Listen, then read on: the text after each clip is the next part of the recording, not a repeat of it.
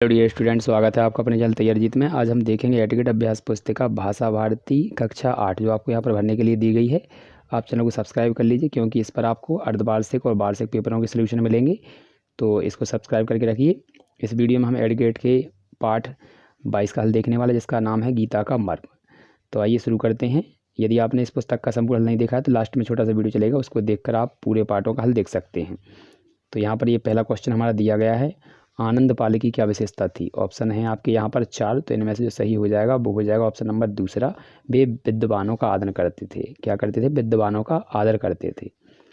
अगला क्वेश्चन है दूसरा, तो यहाँ पर लिखेंगे इसका, देखिए क्या लिखा है। क्वेश्चन नंबर दूसरा यहाँ पर है, निम्न में से शिक्षा प्राप्त करने का उद्देश्य रही है, सही है, यहाँ पर लिखना था। ऑप्शन है आपके 4 यहाँ पर, तो इनमें से जो सही आंसर हो जाएगा वो ऑप्शन नंबर डी हो जाएगा, मानव कल्याण।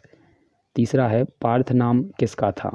ऑप्शन है आपका कृष्ण, अर्जुन या फिर गोवर्ण या आनंदपाल, तो इसका सही हो जाएगा अर्जुन का।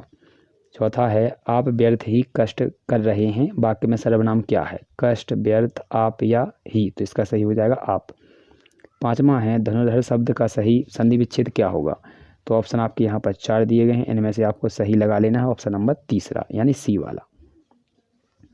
अगला क्वेश्चन है आपका, यहाँ पर रिक्त स्थानों की पूर्ति कीजिए। तो ऊपर आपको सब दिख रहे हैं, इन्हीं में से छांट कर आपको इन्हों में भरना है। तो पहला आपका लिखा है यहाँ पर, योगेश्वर को कहा गया, तो इसमें आपको भरना है कृष्ण। दूसरा है, गीता में श्लोक हैं, तो कितने हैं आपके 700। आठवां है आपका, अधिक बोलने वाले को क्या कहा जाता है, तो यहाँ पर इसको कहते हैं वाचाल। इसके बाद है, आचरण शब्द में उपसर्ग है, तो उपसर्ग आपका क्या है, आ। 10वां है, मेरी समझ में कुछ नहीं आया श्रीमान, अर्थ की दृष्टि से यह कैसा वाक्य है, तो इसका हो जाए निषेधात्मक। तो एक बार और देख लीजिए, पहले में आपको भरना है कृष्ण, दूसरे में आपको भरना है यहाँ पर 700, अधिक बोलने वाले को यहाँ पर तीसरे में वाचाल, चौथे में आपको भरना है बड़ा आ, और लास्ट वाले में भरना है निषेधवाचक। अब अगला क्वेश्चन देख लेते हैं 11 है। यदि वीडियो पसंद आता है तो यहाँ पर लाइक कर दीजिए। ये 11वां क्वेश्चन है, गीता का मर्म पाठ के अनुसार पंडित गोवर्ण ने यहाँ पर राजपाट लेने से इनकार क्यों कर दिया, तो इसका लिखेंगे। तो यहाँ पर देखिए ये आंसर दिया गया है, तो महायोगी, यहाँ पर ये लिखा है आपका, विशाख का उपदेश सुनकर मन में वैराग्य का भाव आ जाने के कारण। इसके बाद अगला क्वेश्चन है आपका ये दिया गया है 12वां क्वेश्चन, विद्वान का आदर करने वाले आनंदपाल का व्यवहार क्यों बदल गया था। आधा राज्य ना देने के लोभ में, ठीक है, तो यहाँ पर भावालु लिखना है, ये लोभ से, ठीक है। अगला क्वेश्चन है आपका 13 है, तो यहाँ पर 13वां क्या दिया है, अर्जुन का धनुर्विद्या सीखने का उद्देश्य क्या था, तो इसका आंसर लिखेंगे हम। तो यहाँ पर ये दिया गया है, न्याय की रक्षा, दुष्टों का दमन, असहायों की सहायता और नारी की रक्षा, ठीक है, तो ये हो जाएगा नारी की रक्षा, यहाँ पर नारी और लिखना है इसके पहले, ठीक है, नारी की रक्षा आदि। अगला क्वेश्चन है, श्रीमद् भागवत गीता का उपदेश किसने किसको दिया, तो भगवान श्री कृष्ण ने अर्जुन को दिया था। अगला क्वेश्चन है आपका 15 है, अर्जुन का प्रसंग सुनने के बाद राजा आनंदपाल के विचारों में क्या परिवर्तन हुआ, तो इसका आंसर लिखेंगे।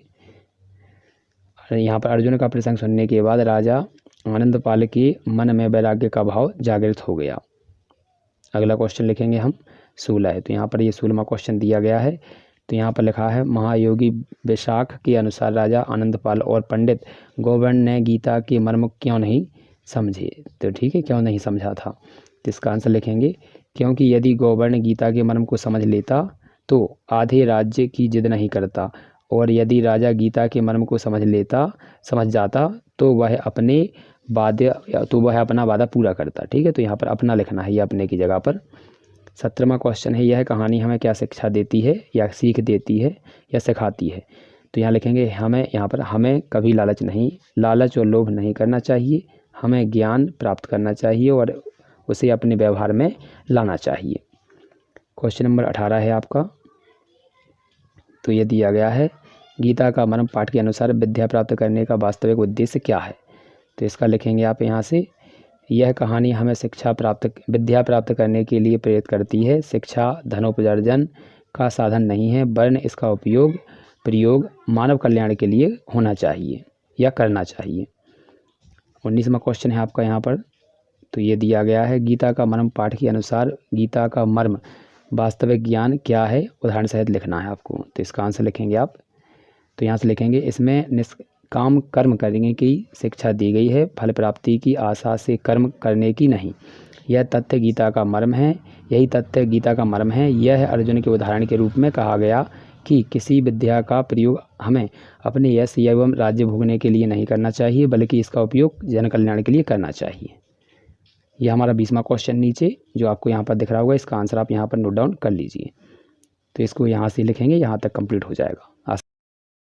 यदि हमें सभी एडगेट किताबों के उत्तर देखने हैं तो हम किस प्रकार से देखेंगे, तो आपको क्या करना है, जिस प्रकार से ये वीडियो चल रही है हमारे चैनल पर, तो इस प्रकार से इसका नाम है जो तैयारी जी, तो इस पर आपको दबा देना है। जैसे ही आप इसको दबाएंगे तो आप यहाँ पर देखेंगे कि नया यहाँ पर पेज आ जाएगा। इस पेज में आपको क्या करना है, यहाँ पर आप पेज पर देख सकते हैं, यहाँ इसको थोड़ा ऊपर करेंगे तो यहाँ पर आप देख सकते हैं इसमें ऑप्शन दिए गए हैं यहाँ पर प्ले लिस्ट।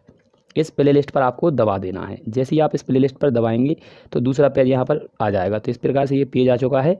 इस पेज में आप देख सकते हैं कि आपके यहाँ पर सब्जेक्ट दिए गए हैं। जिस भी सब्जेक्ट का आपको हल देखना है तो आप उस पर दबाएंगे। जैसे मान लीजिए हम यहाँ पर गणित पर दबा देते हैं, तो आपने गणित पर दबाया तो यहाँ पर देख सकते हैं गणित के सभी वीडियो यहाँ पर आ चुके हैं।